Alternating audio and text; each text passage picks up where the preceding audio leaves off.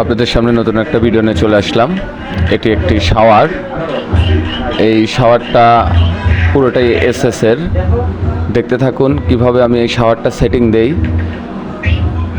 এটি একটি অ্যাটাচ বাথরুমের শাওয়ার। শাওয়ারটা অনেক সুন্দর, দেখতে থাকুন। এই যে দেখতে পাচ্ছেন,